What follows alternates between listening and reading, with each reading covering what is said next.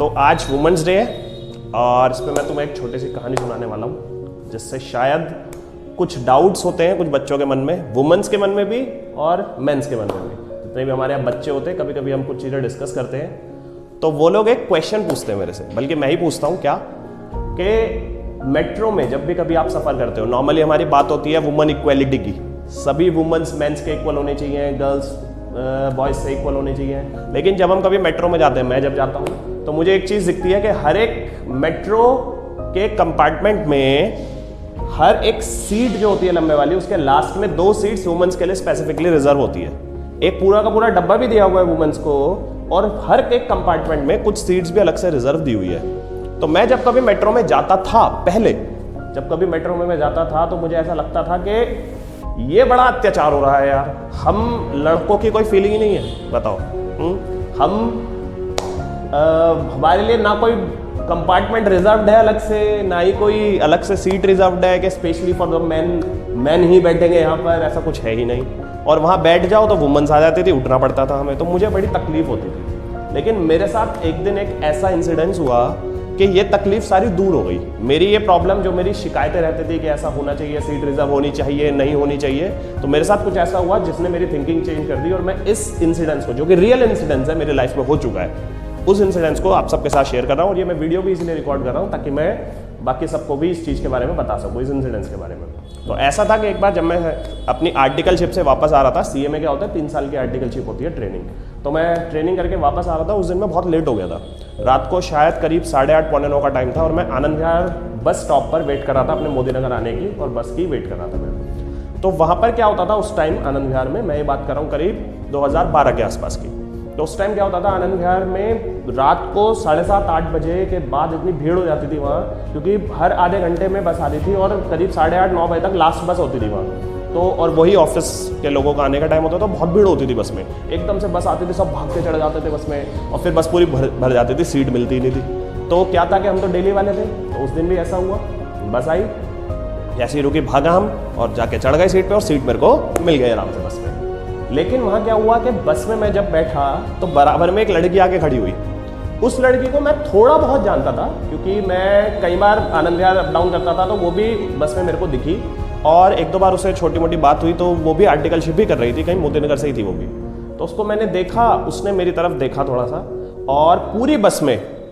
सिर्फ इकलौती वो एक लड़की थी, बाकी पूरी बस में सिर्फ लड़के थे, सिर्फ मेल्स थे, और वहाँ इकलौते सिर्फ वही लड़की थी उस बस में। और वो बस पूरी खचाखच भरी हुई थी, शायद इतना मान लो कि पैर रखने की भी जगह नहीं हो, ऐसी बात हम बोल सकते हैं उस बस के लिए। और मैं बैठा हुआ था विंडो से बराबर वाली सीट पर, और बराबर में मेरे वो लड़की खड़ी हुई थी। उसने मेरी तरफ देखा तो मुझे ऐसा लगा कि शायद वो एक दया भाव से मेरे को देख रही है कि भाई सीट दे दे। लेकिन मेरे अंदर,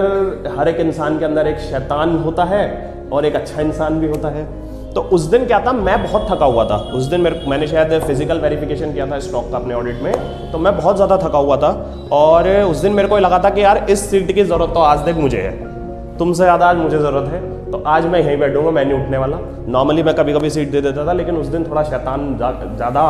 हावी हो गया अच्छे इंसान पर, तो मैं बैठा, ऊपर से मैंने हेडफोन और निकाल लिया, कान में लगा लिया, और ऐसे हेड डाउन करके मैं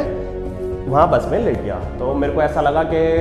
ये कुछ बोलेगी भी तो मेरे को सुनाई नहीं आएगा। लेकिन थोड़ी देर में मुझे ऐसा फील होने लगा कि जब ये बस चल रही थी तो रास्ता बहुत ख़राब था, गड्ढे वगैरह भी थे, बहुत सारी प्रॉब्लम थी, तो उसको सही में बहुत सारी प्रॉब्लम हो रही है। और आप सब फील कर सकते हैं कि बस में जो मैं देख रहा था, ऐसा हो रहा था कि लोग उसकी हेल्प करने की जगह एक तरीके से एडवांटेज ले रहे थे। तो वो मेरे को थोड़ा सा देखकर, अब अच्छा इंसान भी रहता है हर इंसान के अंदर, तो वो मेरे को अच्छा नहीं लगा बिल्कुल भी, और मैंने खड़े होकर उसको उस टाइम पर सीट दे दी। और शायद उसके फेस पर जो सेटिस्फेक्शन और जो एक रिलैक्स फीलिंग थी उस सीट को लेने के बाद, उसने मुझसे कुछ नहीं कहा, मैंने बस एक बार कहा कि आप बैठ जाओ, और वो बैठ गई। और वो जाते हुए भी मेरे को थैंक यू बोल के नहीं गई, सिर्फ उसका फेस, जो उसके फेस पे एक्सप्रेशन थे, वो थैंक यू मुझे उसके उस एक्सप्रेशन से दिख गए। अब वहाँ से मैंने सीखा क्या कि अगर मैं उस दिन उसे वो सीट ना देता तो वो 1 घंटे का सफ़र उसके लिए हेल के बराबर होता, और शायद पता नहीं ज़िंदगी में कितने दिन तक उसके दिमाग पर वो चीज़ें हावी रहती और उसके लिए कितनी परेशानी वो बन जाती। और फिर मैंने भी इमेजिन किया था कि यहाँ पर मेरी बहन हो, मेरी मम्मी हो, ठीक है ना, उस टाइम मेरी शादी तो नहीं हुई थी, वाइफ के बारे में नहीं बोलूँगा, लेकिन बहन हो, मम्मी हो, तो उनको भी ऐसी प्रॉब्लम हो सकती हैं। तो इसीलिए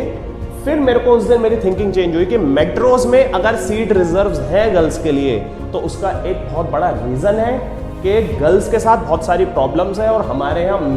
मेल्स जो है हमारे इंडिया के अभी भी इतने ज़्यादा मैच्योर नहीं हुए हैं कि वो इस तरीके की सिचुएशन में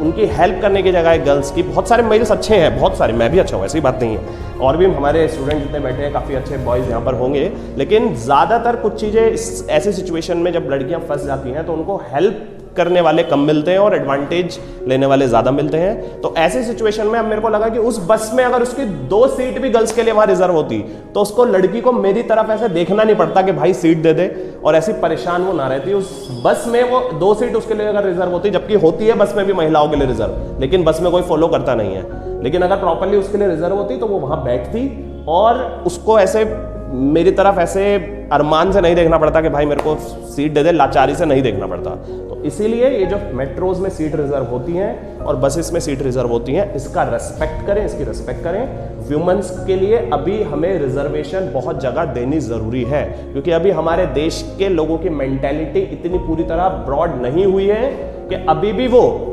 वुमेन्स को हेल्प कर सकें और आगे बढ़ा सकें। तो इसलिए कई जगह रिजर्वेशन है वुमेन्स के लिए और वो ज़रूरी है, और उसका विरोध ना करें, आप सपोर्ट करें सब।